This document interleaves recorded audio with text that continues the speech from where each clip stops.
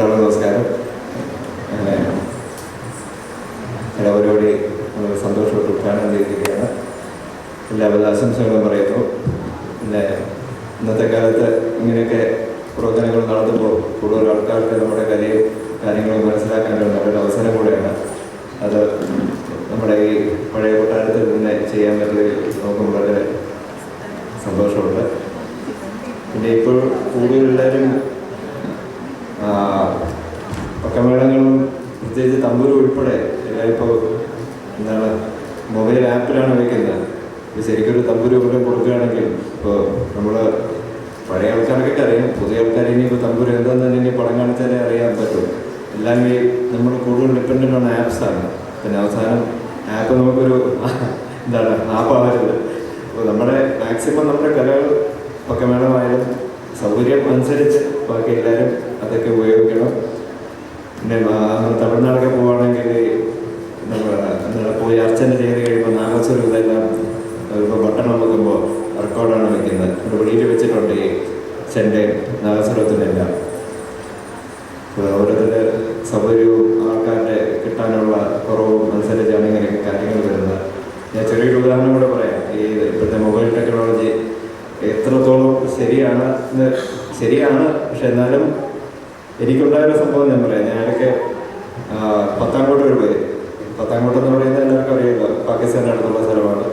അപ്പോൾ അവിടെ flight land ചെയ്യുന്നതിന് മുമ്പേ പറഞ്ഞു ഫോട്ടോഗ്രാഫി ഒന്നും എടുക്കാൻ പാടില്ല. അതിൻ്റെ തൊട്ടടുത്തൊരു വളരെ ചെറിയൊരു എയർപോർട്ടിലാണ് ഇറങ്ങിയത്. ഫോട്ടോഗ്രാഫി സ്ട്രിക്ട്ലി പ്രൊഹിബിറ്റഡ്, ആർമി ഏരിയയാണ്. ഞാൻ ചുമ്മാ പറയുകയല്ല. അപ്പോൾ ഈ നമ്മുടെ മൊബൈൽ നെറ്റ്വർക്ക് ഓഫ് ചെയ്തിട്ട് സ്മാർട്ട് ഫോണിൽ നമ്മുടെ ലൊക്കേഷൻ മാപ്പ് ഓൺ ചെയ്യുകയാണെങ്കിൽ നമ്മൾ ഫ്ലൈറ്റ് അവിടെ കൂടെ പോകുന്ന കൃത്യമായിട്ട് കാണാൻ പറ്റും. സ്ക്രീനിൽ കൂടെ GPS വഴി കിട്ടും. എയർപോർട്ടിൽ എത്തുന്നതിന് മുമ്പേ ജനലിൻ്റെ അടുത്ത് വെച്ചപ്പോൾ കറക്റ്റായിട്ട് പോകുന്നു. ഫ്ലൈറ്റ് ലാൻഡ് ചെയ്യാറായപ്പോൾ മൊബൈൽ ലൊക്കേഷൻ കാണിക്കുന്നത് പാകിസ്ഥാനിലാണ്.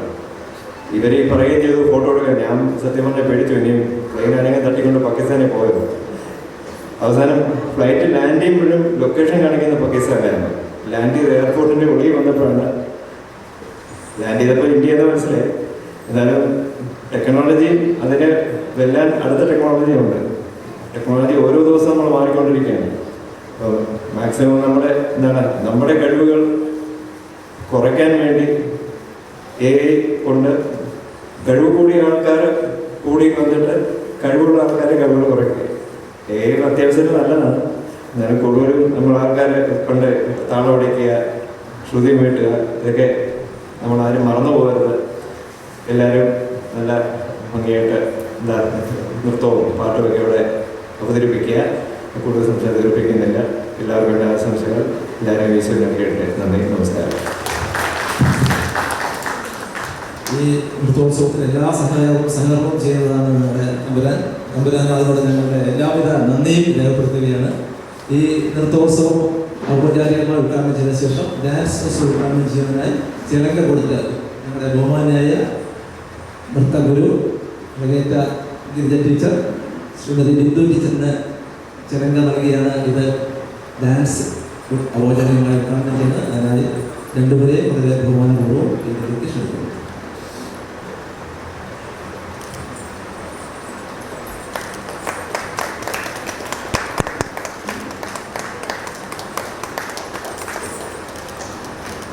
അടുത്തതായിട്ട് ഞങ്ങളുടെ ഈ ഫെസ്റ്റിവലിൻ്റെ എല്ലാ